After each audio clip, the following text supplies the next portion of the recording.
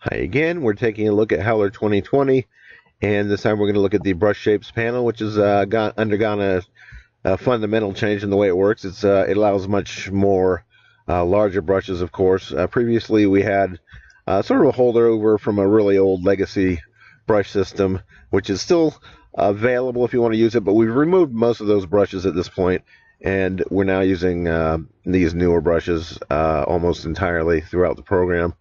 And some benefits is not only larger brushes, but there are some other benefits to be able to have multiple frames and that sort of thing.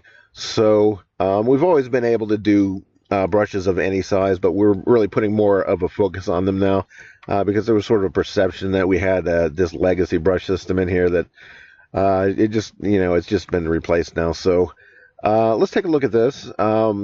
We have these images here that can become brushes, and we can start painting with them. That's really not terribly surprising. We can also use these to create an animated brush. We do that by moving them from this, select the ones we want here, and move them over there. We can really do as many as we want. Another thing that we can do here is we have multiple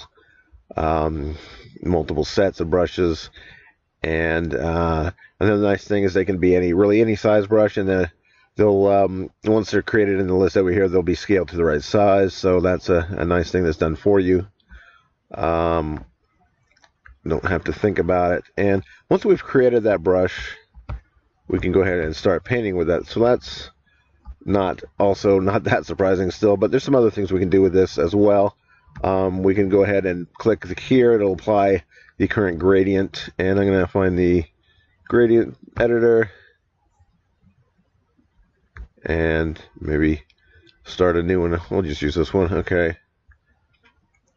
And once we've got that where we want it, we need to recreate this brush because it's part of the brush. We need it to re-render because it's part of the brush, and you can see that added that gradient to our brush. I'll change the opacity so we can see that a little bit better, but that has now become part of our brush. So we could directly start using this. We can, of course, scale it and add all the various dynamics we want to add to that. One other nice thing we can do that is we can store a copy of that brush, and then we have some additional controls. We can change the rotation, give it a specific rotation, and we can change the scale and the, let's see, hue, saturation, and value, and quite a number of things we can do with that in addition to our already existing dynamics. So these are some additional ones, and we can show this again and see what that has done.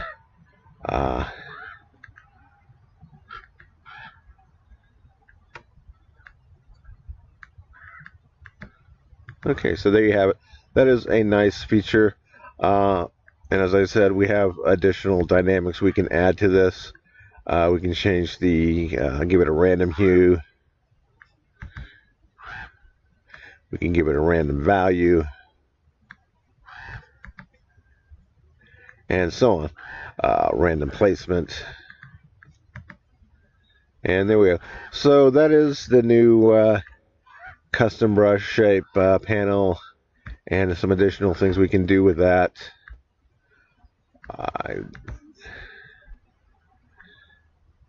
Let's see.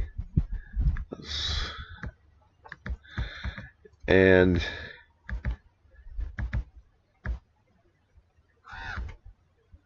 there we go. All right, so thanks for watching, and I'll talk to you later.